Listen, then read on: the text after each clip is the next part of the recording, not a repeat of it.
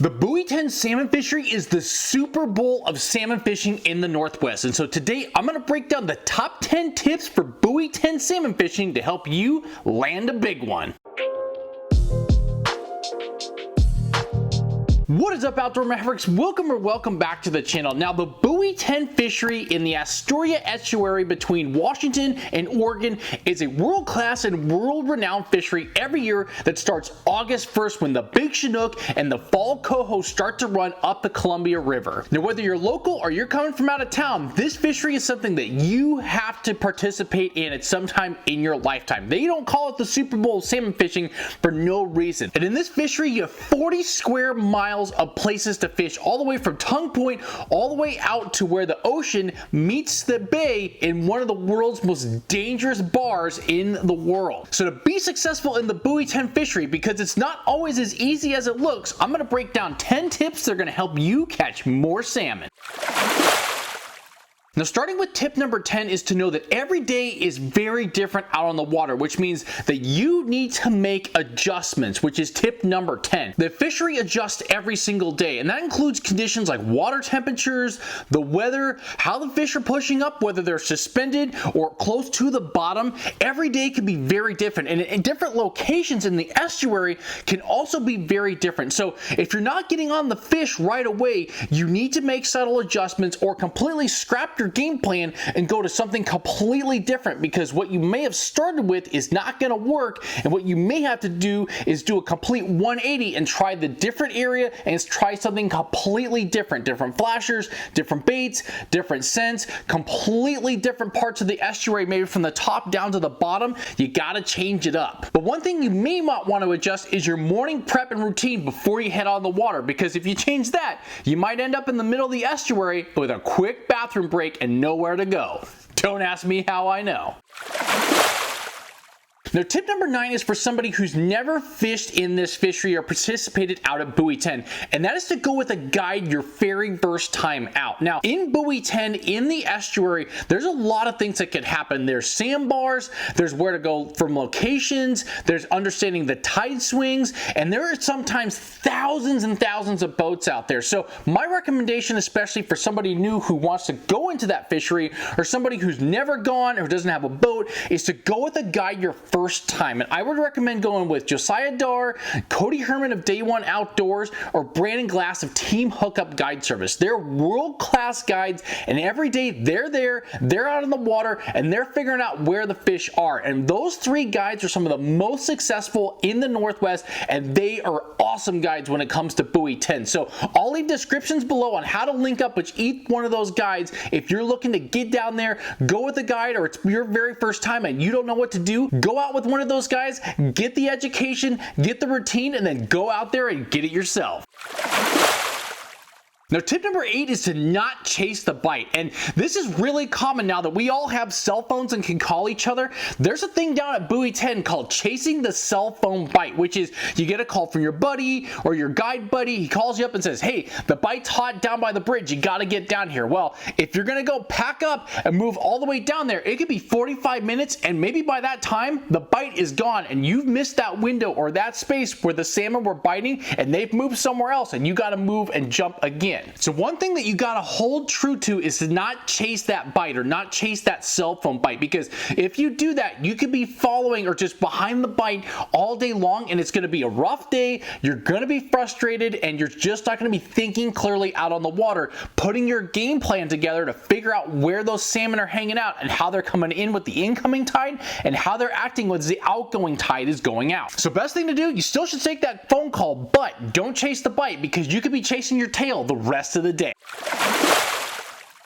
Now, with tip number 7, this one is to avoid the crowd. Now, at Buoy 10, there are days, especially on some of the weekends with the better tides, there are thousands, and I mean thousands of boats out in Buoy 10. And you got to be really careful when you're navigating your way through the waters, paying attention to all the other boats, what they're doing. But sometimes it's better to be away from the crowd and a little bit out of the trolling zone. Maybe just get off a little bit, 10 yards, 20 yards out of kind of the stack in the pile of boats, and sometimes that could pay dividends of being in the water somewhere a little bit different. You guys could be handling and getting the bites, whereas in the grouped up areas, there's so many boats and they're so stacked up that they're not going to get any bite. So sometimes it does pay off to be a little bit different, to avoid the crowd, to go to areas, to troll outside of the zones, maybe the main channels where a lot of boats are, and sometimes those are the best spots to be, just in a little bit deeper or a little bit shallower water. That could be the golden ticket to an epic day. Now, tip number 6 is to use your electronics, and this is key in the Buoy 10 estuary fishery for a couple reasons. Firstly, you want to pay very close attention to the water temperatures. The salmon will cue on the water temps a lot, especially when you have the salt water mixing in with the fresh water of the Columbia River, depending on when it's coming on the incoming tide or the outgoing tide. On your electronics, you're going to see a few things. First, the water temperature. Secondly, you're going to see the different layers of where the salt water and the fresh water mix, and you're going to be able to spot and see salmon on the electronics and see what line that they're carrying, whether they're suspended off the bottom or they're hugging the bottom. And that's going to give you a huge clue as to where you should put your gear, whether you're dropping it way down to the bottom or suspending it up and say 20 feet or maybe 30 feet where those fish are traveling in or out. They're on a specific line. And then thirdly, you want to pay very close attention to location with your electronics, but also understanding where the sandbars are. And this is really critical because there's been a lot of accidents and people that get their boats stuck on the sandbars because they just don't quite know where they're navigating or where they're going. So be very cognizant and use your electronics to your advantage, but also understand and go slow in those areas where you have to navigate very carefully. Now, tip number 5 is to use water temps to your advantage. And again, as you get into the estuary, you have the salt water coming in from the ocean. You have the fresh water from the Columbia River that's going out. So you have this area, a 40 square mile area, where you've got salt water and fresh water combining. And this is key because a lot of times in a lot of parts of the day, the salmon are relating to cooler water temperatures or specific water temperatures, whether it's say 68, 69 degrees. You got to pay very close attention because as the fish come into the estuary, they have a decision when they get to the sandbars, whether it's to go to the Washington side with a little bit slower moving water and cooler water, or to go up to the Oregon side more towards Astoria, which is maybe the water's a little bit warmer, but they may go up there because they're trying to figure out which side that they're going to. But also, the salmon are traveling up to the Washington side to go up to the Washington estuaries and rivers or the Oregon side. So those two fisheries or sides of the river play differently when it comes to fishing in the estuary, and a key part of that is water temperature, whether it's cooler water or whether it's that perfect water temperature they want to get up to tongue point. Pay very close attention on your electronics as to what temperature you got, because if you're in an area where it's super warm, the fish might not be there and you need to go find cooler waters right away. Now, with tip number 4, this is baits related, and that is to just play around with different baits. And day in and day out, this is where the fishery can drive some anglers nuts. There's one day and 1 hour where it might be a specific spinner like a Colorado blade, a Mexican hat colored style spinner. Other times it might be a spinfish. Other times it might be herring. It might be anchovies. Every day is just different in the estuary, and this is where you have to play around with different baits. And when you got more friends in the boat, when you got more people in the boat, you can throw rods out in the back, around the side with different baits to see what the fish are biting on, and then you can start to swap out baits on different rods, because if there's one bait in particular that's getting bit, that just might be the golden ticket of the day. And for guides, they throw out different baits and different colors to figure out if there's one bait color that day that the salmon are queuing in on. They want to make sure that they can get more of those out there because there's going to be more bites, and there's something that the fish are relating to as to why they're going after that bait. And some days it's just one bait and one color that's doing the trick, and you don't want to be left behind by not having that bait out there, because that could be the difference between a hero and a zero type of fishing day.